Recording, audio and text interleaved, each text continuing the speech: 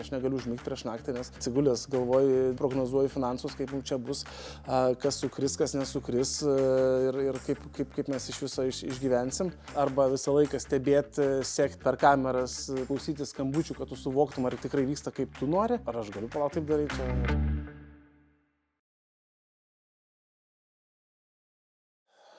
Stengiuosi kuo labiau atsiriboti, likti tiek, kiek reikia mano patarimų, mano žinių ir paleidau. Aš nežinau, bent man atrodo, aišku, yra tokių vietų, kur tu turi kartais su žmonėm pakalbėti ir apie tokius netgi atrodo common sense, paprastus dalykus, kur dar mums kažkaip trūksta gal tos sąmoningumo.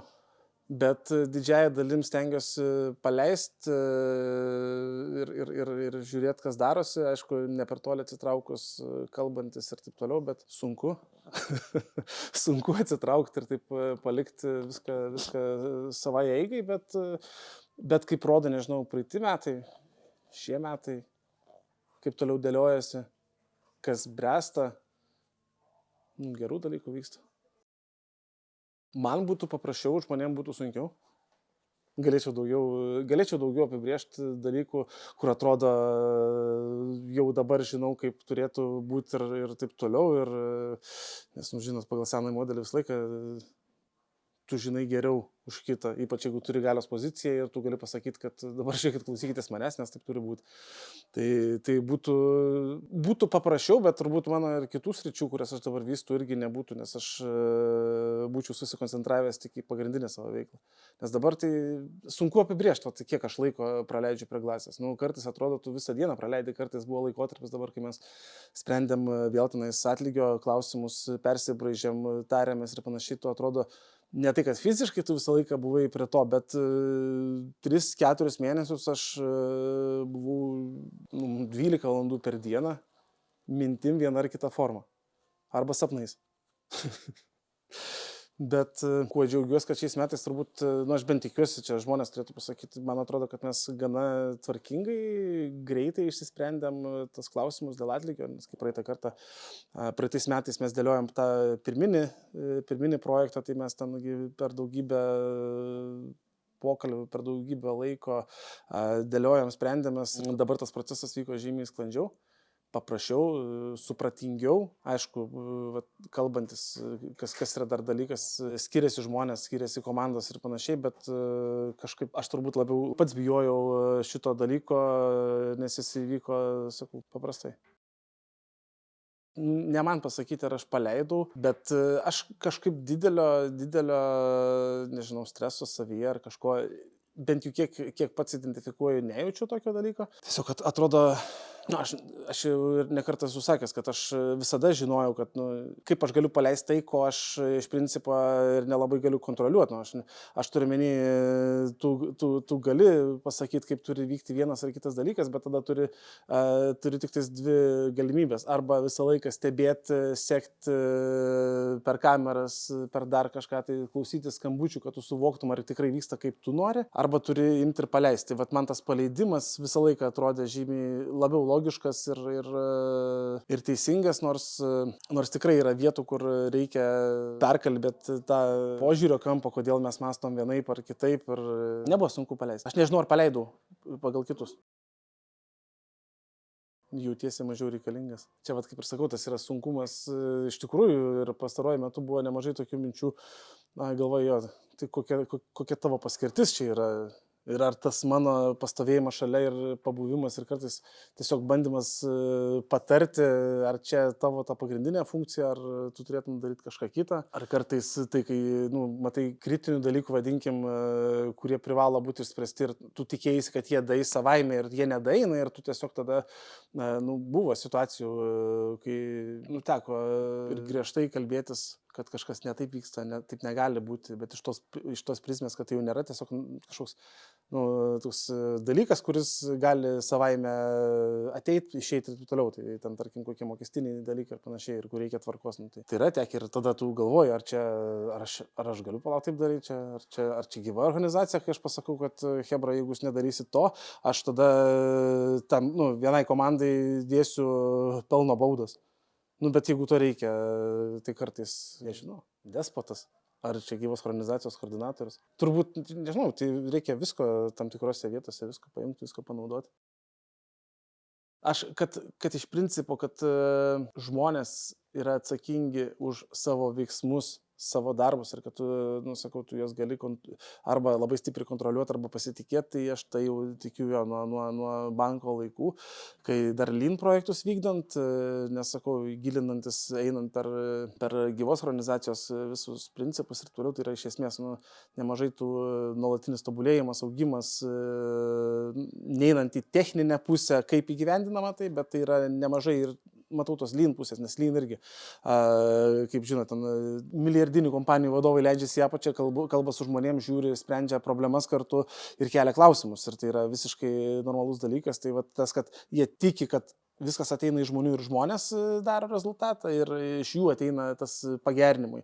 O valdžia ta vadinamoje yra iš esmės tik tais įrankis, kuris savo patirtim gali padėti greičiau įgyvendinti tas idėjas. Tai vat, šitas turbūt virsmas yra nuo banko laikų, paskui vat, vystėsi vėlgi iki kelionės į tą Bilbao, kai aš dar skeptiškas išvažiavau, išvažiavau skeptiškai į komunizmo rojų. Bet tas virsmas įvyko ant kalno Ispanijoje, kai supratau, kad galbūt tai gali būti raktas tai žmonių visam tikrajam potencialą atidaryti. Dar mes jo netidarėm, kiek dabar 3 metai turbūt eina, kaip mes pasirinkom tą kelią, dar tikrai potencialas neatsidaręs iki galo, bet lyginant kaip anksčiau buvo tai kartai ir 100% pokytis kardinalus žmonėse, jų mąstyme. O mūsų rezultatas irgi kartais labai noris visko greitai, čia ir dabar.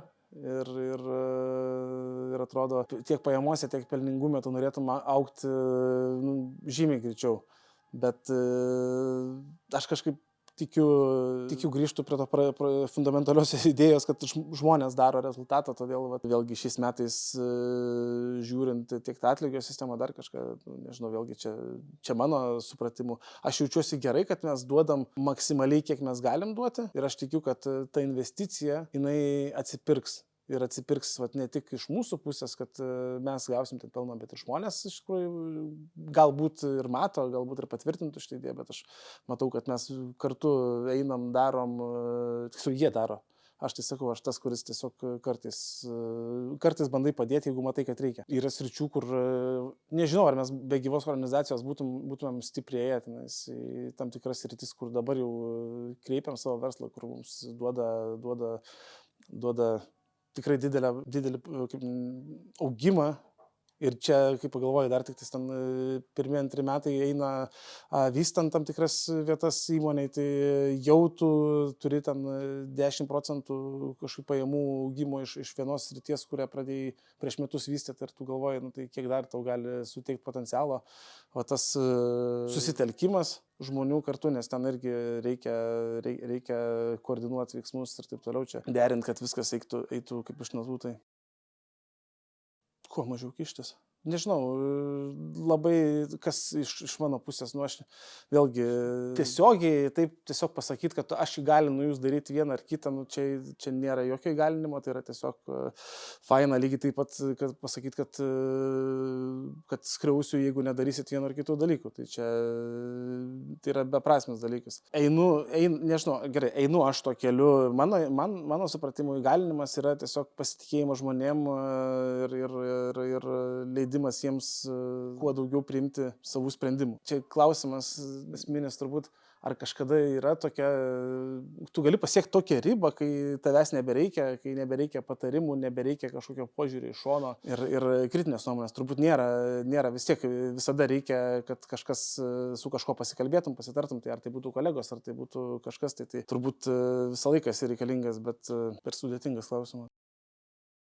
Daryčiau. Tai yra vienintelis kelias pasiekti žmonių sąmoningumą, užkurti motivaciją. Užkurti motivaciją virš tos ribos, kur tu gali kalbėdamas, žinot, per metinius pokalbius sakyti, kad gerai, pavariai, čia tau įmonės sprendimų bus 8% pakelimo. Ir tada vienas žmogus iš komandos eina, bet kadangi tu turi komandai, nežinau, gerai, ne vienas, tai turi 100 žmonių. tai tu žinai, kad sistema veikia taip, kad 5 procentai gaus 10 procentų pakelimą, tenais 40 procentų gaus 6 procentų pakelimą, tenais dar kažkiek tai gauna minimalų visiškai ir kažkas iš viso blogas žmogus gauna toks 20 procentų, tenais gal 15 procentų gaus 0 ir dar sakytų, šiek pasitemp, nes kitaip atleisim. Tai kur čia motivacija? Motivacija pakelti per 5-10, jeigu labai gerai įmonė 20 procentų žmonių duodant jiems maksimalų pakelimą, tu neužkursi motivacijos, nes 80 procentų bus nemotivuoti, nes motivacija siekti papulti dar tų 20, tu turi būti labai konkurencingas. Aš dabar tiesiog bandau, šiaip, jeigu tu esi labai konkurencingas, tai ką reiškia? Kad iš principo pati aplinka yra jau nesveika. Konkurencija vienas kitą, tai jie žudo tam, kad gautų 3-4 procentais didesnį pakelimą atlyginimo. Tai čia nėra motivacijos kelio iš viso.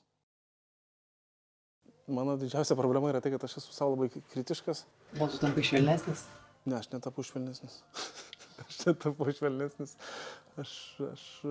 Bet čia labai sunku, čia mes kalbėti, nes yra įvairių perspektyvų, kaip tu galėtum žiūrėti save iš profesinės pusės, iš asmeninės, iš dar begalės kitų dalykų, iš savo hobių tenais ir kitų išmintingesnės. Turbūt gal šitoje vietoje, kad ir koks dabar, sakau, toks neramus etapas, bet čia dėl to, kad prisėmęs visko, kiek gyvenimas duoda, tiek ir prisėmęs. Tai šitoj vietoj, aš tiesiog turbūt ramesnis, labiau savim pasitikintis, tai gal per daug savim tikintis, jeigu tiek prisėmiau, nežinau. Stresas yra nuolatinis palydovas, tai būtų turbūt nenatūralu neturėti streso ir būti nušvitus ir taip toliau, bet tiesiog stresas labai gerai. Yra tokia būsena, ydinga būsena, kai tu negali kontroliuoti savęs turbūt ir tu negali matyti esmės ir koncentruotis. Tai vis dar pasitaiko tų tokių momentinių sričių ir aš kažkada ir su jumis, kai kalbėjau, tada kaip išsikalbėjom, kad aš negaliu užmigti prieš naktį, nes aš atsisėdęs atsigulęs galvoju, dėliojusi Exceliuose, prognozuoju finansus, kaip mums čia bus, kas sukris, kas nesukris ir kaip mes iš viso išgyvensim. Čia tik pradėjus tai gyvai organizacijai vystytis ir per mūsų pokalbį jūs man tada ir daėjome iki to, kad iš principo gyvenime nėra nei vienos situacijos, kuri neišsispręstų. Ir šiaip mano gyvenimas yra parodęs taip, kad kiekviena blogiausia mano gyvenimo situacija, pamoka galų gale virsta sėkme, nes jeigu tu esi vietoj, kur tu nori būti ir kur tu gerai jautiesi, kiekviena tavo nelaimė pamoka yra sėkmė. Tai kai tu tai priemi ir supranti, kai tu supranti, kad net jeigu nutiks taip, kad tu negalėsi apmokėti kažkokiam tiekėjui laiko sąskaitos, niekas nesugrius. Pats dirbęs ir su kredito rizikos vertinimu ir kitais dalykais. Niekasgi tau bankrotą nepaskels dėl to, kad tu vėluoji 5 dienas. Tu netgi delspinigių nepaskaičiuos. Bet čia yra mano asmeninė savybė, su kuo aš turiu kovoti, su tuo tokiu norėjimu, kad viskas vyktų čia ir dabar vietoj be jokių strigimų ir taip toliau ir kitų dalykų. Vieni metai sunkesni po plėtros, vadinkim, po Kauno optikos atidarimo. Šie metai buvo jau paprastesni, lengvesni, nes tiek Kaunas įsivažiuoja, tiek kitos sritis duoda rezultatų. Tiesiog išmoksti priimti, kad ir kas nutiktų, tai su to susitvarkysi, dar ne su to susitvarkiai, praeisi, tapsi nuo to dar nesnis. Nes antrą kartą nutikus tai pačiai situacijai, tai tavęs jau nebegazino. Tai buvau, žinau, įvykiau, pagauti save, išmokti su savim kalbėtis ir savo tą vidinį dialogą užvesti ir save neįtikinti, bet paprasčiausiai pasakyti, viskas bus gerai. Tai servo.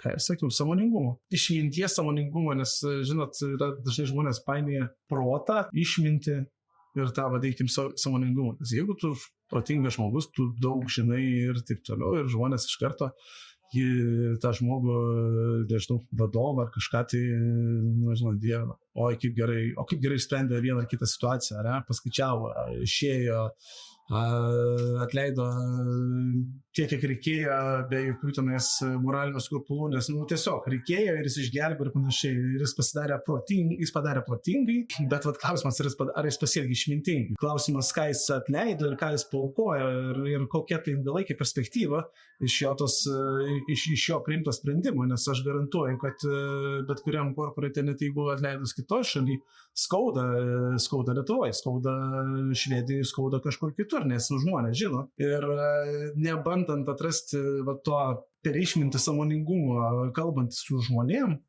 ir kad kaip gyvos organizacija irgi nekartą teko girdėti, kad žmonės sąmoningai kartu nusprendžia paaukoti gal tam tikrus dalykus. Čia yra pagrindinis dalykas, ko reikėtų siekti organizacijose, ilgalaikio supratimo, ne iš to labai, aš tai čia gal ir negražiai pasakysiu, bet tos vizijos, misijos, viskas yra labai tvarkoj, bet iš esmės vizija, misija, tu tiesiog turėk tikinčius ir einančius už tavo įmonę visom išgaliam žmonės, tau daugiau nieko ir nereikia. Reikia sąmoningų žmonių. Sąmoningiau žmonėms pasiekti reikia išminties ir proto, aišku, kas be ko, bet ne protas pirmojas.